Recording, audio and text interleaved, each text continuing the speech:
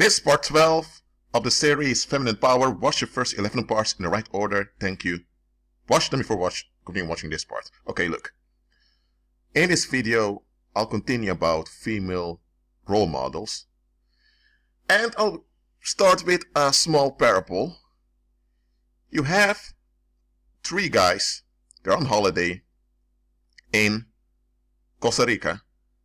And one of them sees this beautiful house. It's near the shores. There are tourists from the United States. They pass by. And one of them, called Diego, thinks, man, I really like that house. I really want to buy it. The other told him, it's a good house indeed. Bro, we should buy the house. So, after the holiday, Diego and those two buddies contact the real estate office of Costa Rica, and Diego can purchase it. Now, Diego can get a mortgage, and the house is only $300,000. That's US dollars. So, Diego thinks, it's a wrap, I got it. But when he arrived in Costa Rica to sign the contract for the purchase, the real estate officer looked at him deep in the eye and told him, Mr. Ramirez, are you sure you want to do this? And Diego looked at him and said, sir, of course I want it, or else I wouldn't make all the efforts to come here. Then the real estate officer told him, I gave you a week to think about this. You can stay in Costa Rica on the cost of my office, and after 7 days tell me if you still want it. So Diego thought, what is this for BS? But he kept it to himself. He wanted to remain polite. So he stayed in Costa Rica for a week. On the 6th day in Costa Rica, when he passed by the house, he noticed something. He noticed that all the other houses around were empty.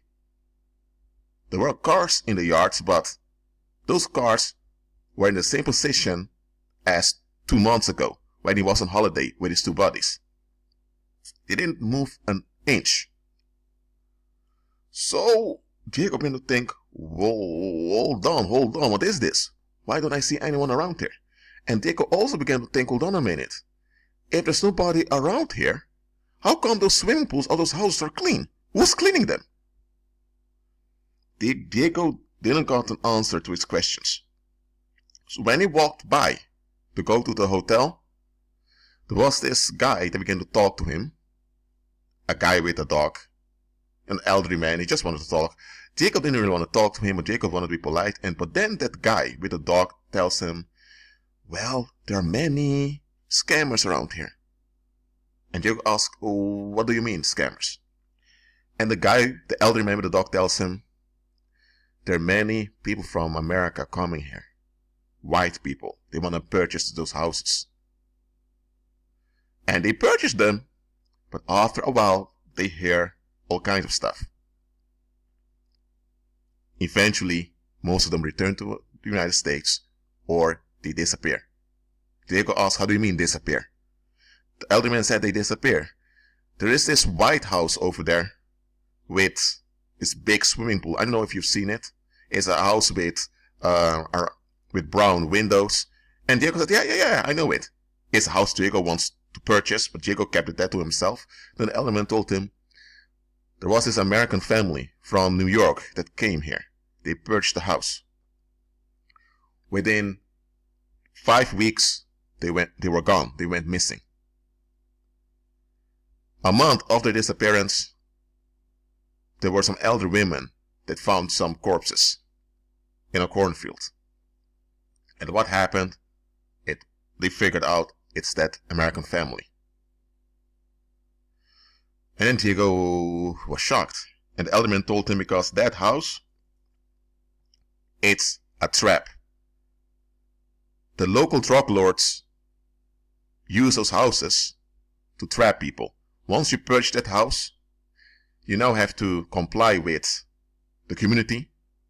but the whole community is fake. So once you purchase the house, you will get house cleaners that come by. It's all fun and well. You have actors that come by, pretend to be neighbors. And before you know it, they ask you for favors to keep some package for them from the postal office.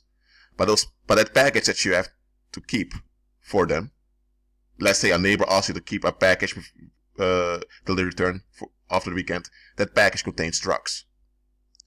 And sooner or later, you'll figure out that something is wrong, but when you know that something is wrong, it's way too late. You're now a cover-up for a drug trade. And if you don't comply, you die. Nobody in their right mind would purchase any house around here, especially not that white house with those brown windows. When Diego heard this, he told the real estate officer that he changed his mind, and the real estate officer was happy.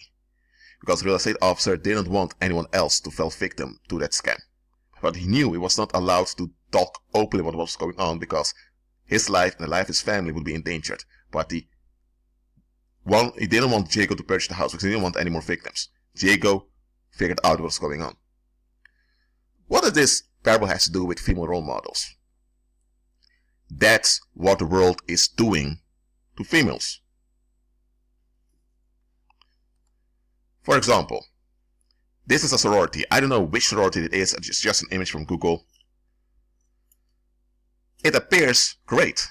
Young women in the peak of their beauty, wearing sexy clothes, smiling, happy together. This is an image.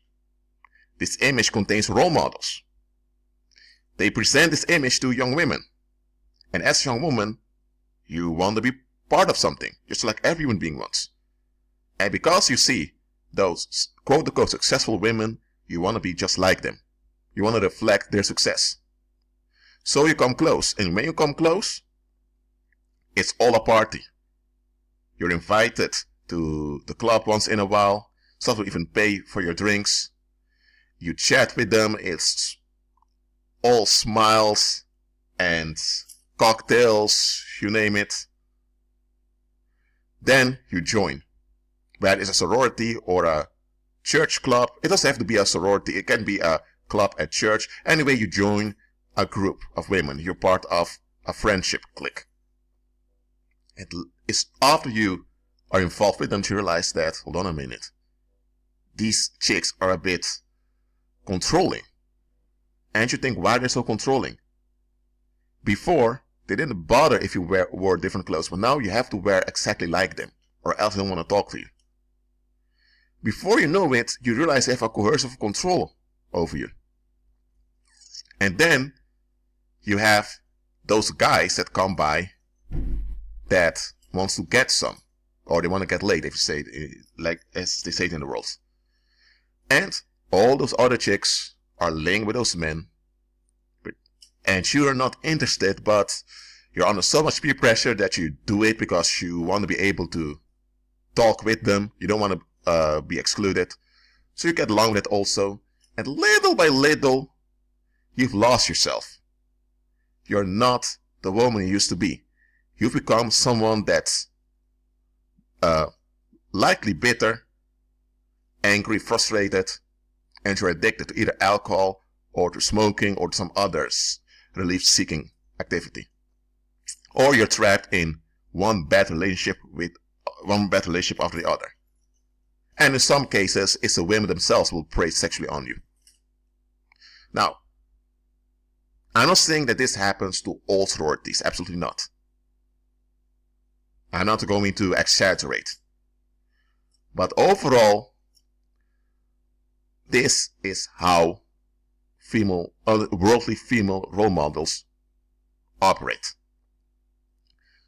The world emits, because the world is run by pagan rulers who are male, the world emits an image onto you, and they glorify this image, and they repeat this image over and over again, and you're affected by it whether you want it or not.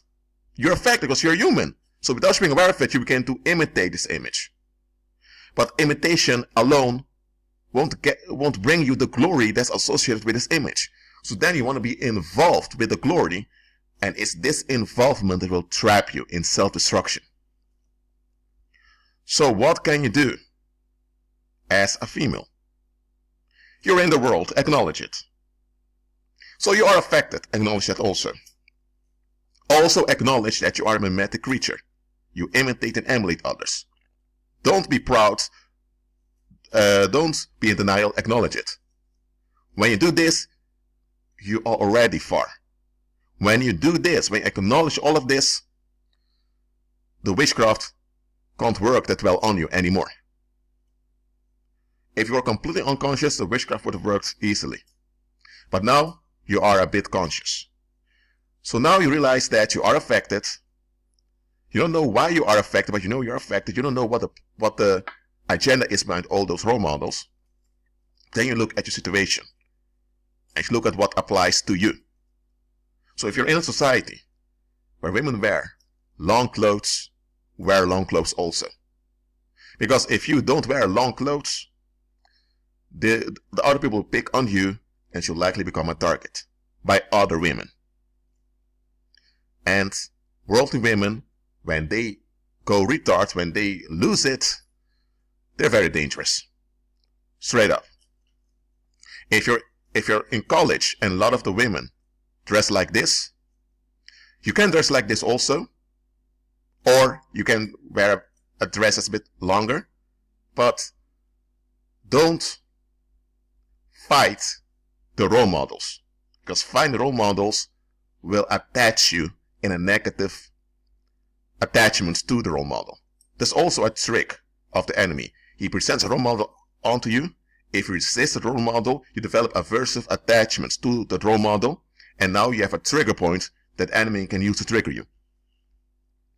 So what you do is that you wear a bit similar to the role models around you. Then the people around think that you're just one of them, and they leave you alone.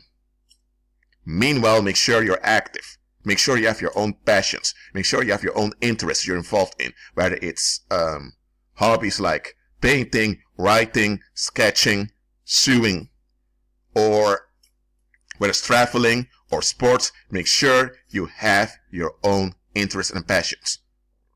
Don't think that joining a group will make you happy. It won't. It won't.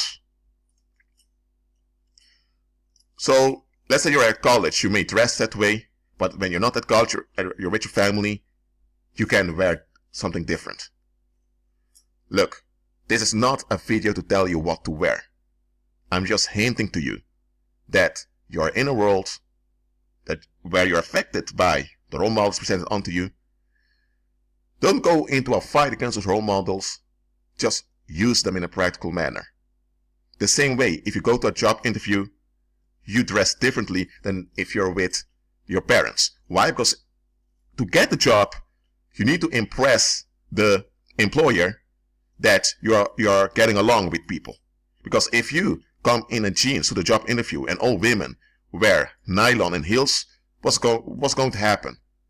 You already made an impression that you are rebelling, that you will cause disruption. So that may scare them off. So you dress like people expect common women to dress, but only to get a job. Once you have the job, it's very hard for them to force you to dress a certain way unless you work in a formal sector, like in finance. Just realize, as a female, you are affected by role models. Acknowledge it. When I acknowledge it, the witchcraft has weakened already. So now you can use the role models instead of demons use those role models to control you. Okay, that's it for this part. I'll see you in the next part. And please, always agree with Christ. Be at peace.